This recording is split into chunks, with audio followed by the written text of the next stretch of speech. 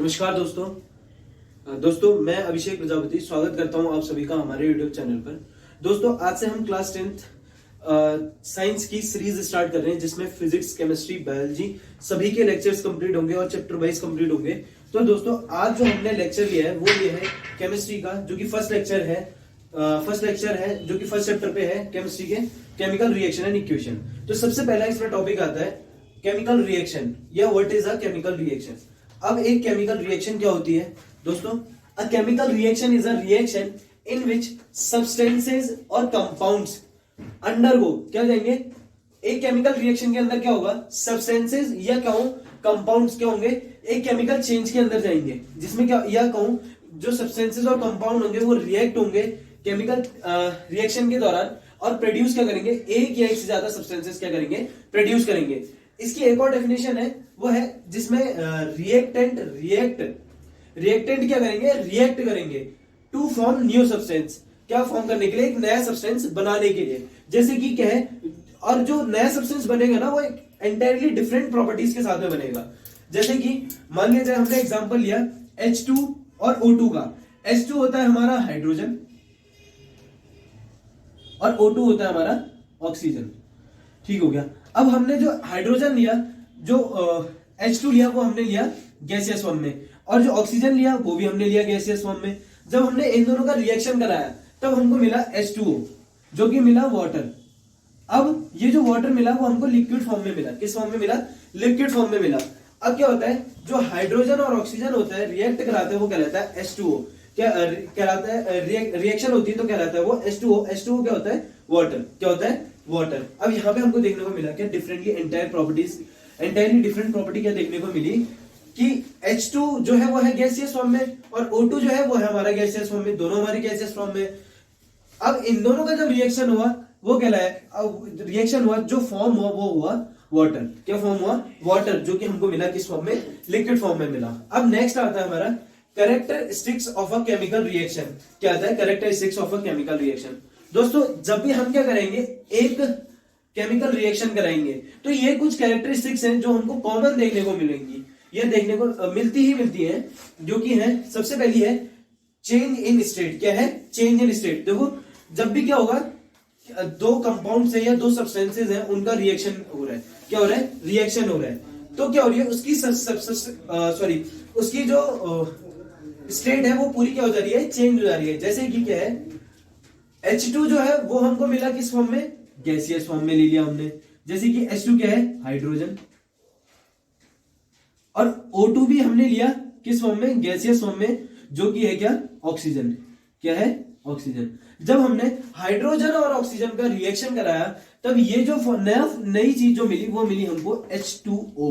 अब H2O होता है, क्या होता है वो? वाटर। क्या होता है? वाटर। अब ये जो है H2O जो है वो मिलता है हमको किस फॉर्म में? लिक्विड फॉर्म में। किस फॉर्म में मिला? लिक्विड फॉर्म में। तो दोस्तों अब इसके थ्रू हम कह सकते हैं क्या, चेंज इन स्टेट के थ्रू मैं ये कह सकता हूं क्या, गैसेस चेंज हो गई किस फॉर्म में? लिक्विड फॉर्म में। तो गैसेस जब चेंज हुई लिक्विड फॉर्म में तो उन्होंने अपनी स्टेट चेंज कर ली ना, गैस से सीधे किस में चले गए? लिक्विड में। ये होता है चेंज इन स्टेट। अब नेक्स्ट आते हैं जो कि है चेंज इन कलर। क्या होगा, जब भी रिएक्शन होगी दो सब्सटेंसेस की, क्या होगी, जब भी रिएक्शन होगी दो सब्सटेंसेस की तो हो सकता है क्या हो, वो अपना कलर ही चेंज कर ले। जैसे कि क्या है, Fe को रिएक्ट कराया जाता है CuSO4 के साथ।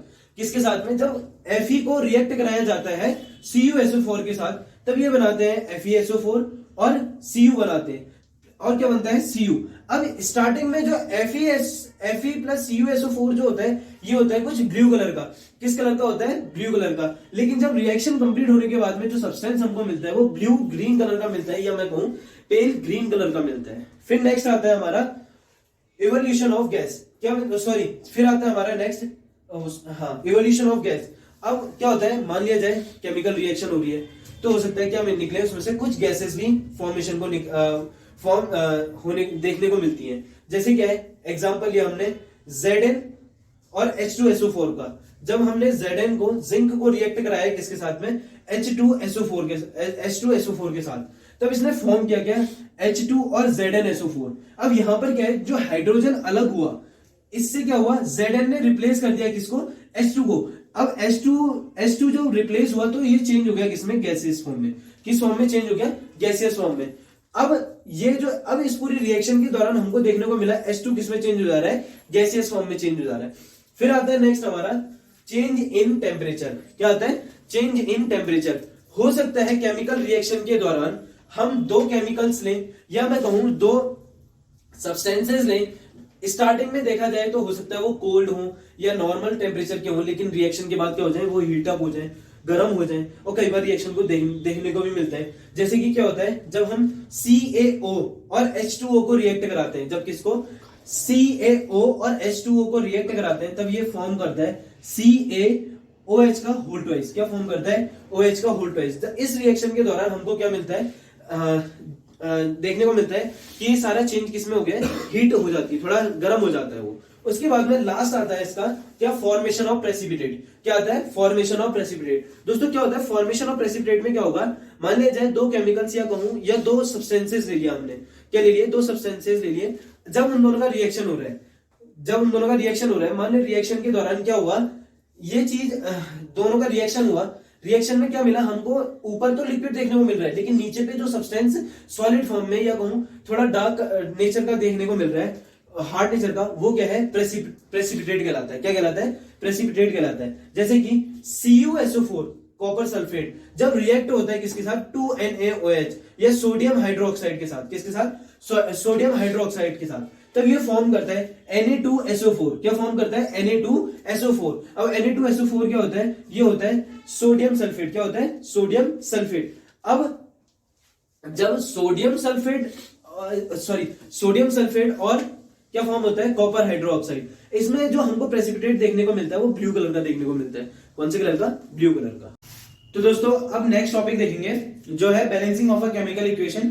Balancing of a chemical equation के अंदर हमें एक टॉपिक देखना है जो है law of conservation of mass. तो ये दिया था एंटोइन लेवोइजियर ने। किसने, एंटोइन लेवोइजियर ने। तो ये कहते हैं कि mass can not be created nor be destroyed but it can be transfer from one medium to another medium. कहने का मतलब ये है, कोई भी मास ना ही बनाया जा सकता है और ना ही डिस्ट्रॉय किया जा सकता है, ठीक है, वो सिर्फ ट्रांसफर हो सकता है एक मीडियम से दूसरे मीडियम में। और इसी की बेस पे हम एक चीज कह सकते हैं जो है कि atoms can not be created, atoms can not be created nor be destroyed. अब हम एक नेक्स्ट टॉपिक देखेंगे जो है balancing of a chemical equation. तो चलिए दोस्तों अब हम देखेंगे balancing of a chemical equation. Balancing of a chemical equation क्या होता है, देखो जो हमारी रिएक्टेंट साइड है और जो हमारी क्या है, प्रोडक्ट साइड है, ये दोनों साइड क्या हो, इक्वल हो। मतलब कि अगर रिएक्टेंट साइड में हमारे 4 एटम्स हैं और प्रोडक्ट साइड में मान लो हमारे 2 एटम्स हैं, तो प्रोडक्ट साइड के भी हमको कितने एटम्स करना, 4 एटम्स करना। मतलब कि दोनों साइड को क्या करना, बैलेंस करना। यही हमारा क्या कहलाता है, balancing of a chemical equation. तो सबसे पहले हम देखेंगे एक रिएक्शन जो है H2 और O2, ये बनाता है हमारा H2O, ठीक है। H2 होता है हमारा हाइड्रोजन और O2 होता है हमारा ऑक्सीजन। ये हमको बना के देता है H2O जो होता है वाटर, ठीक है। अब हम इसके लिए एक टेबल बना लेंगे, ठीक है। अब एक टेबल बनाएंगे जो कि ये है इनिशियल, फाइनल, ठीक है। और इस साइड में हम लिख लेंगे अपने कंपाउंड, जैसे हाइड्रोजन है और क्या है, ऑक्सीजन। तो स्टार्टिंग में हम देखेंगे कि हमारी हाइड्रोजन के कितने एटम्स हैं। तो हाइड्रोजन के हमारे हैं यहाँ पे 2 एटम्स, ठीक हो गया। यहाँ पर भी हमारे कितने हैं, फाइनल में 2 एटम्स हैं। ऑक्सीजन के हमारे कितने एटम्स हैं, 2, और फाइनल में कितना है, सिर्फ 1। तो यानी कि हमारी इक्वेशन कहीं ना कहीं डिसबैलेंस है ना।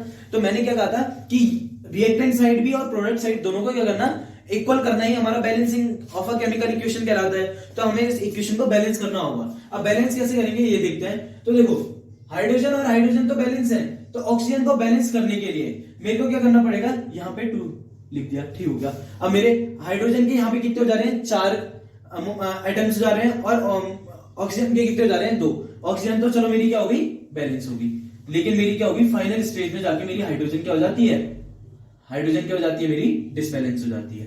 तो हाइड्रोजन को बैलेंस करने के लिए अब हम क्या कर देंगे, यहां कर देंगे, ये होगी मेरी क्या, एक केमिकल रिएक्शन जो है वो क्या हो गई, बैलेंस हो गई। अब देखो नेक्स्ट देखेंगे हम CO और H2 की, जो बनाता है हमारा CH3 और OH, ठीक है। अब इसको भी हमें क्या बनानी पड़ेगी, टेबल बनानी पड़ेगी। तो टेबल बना लेते हैं।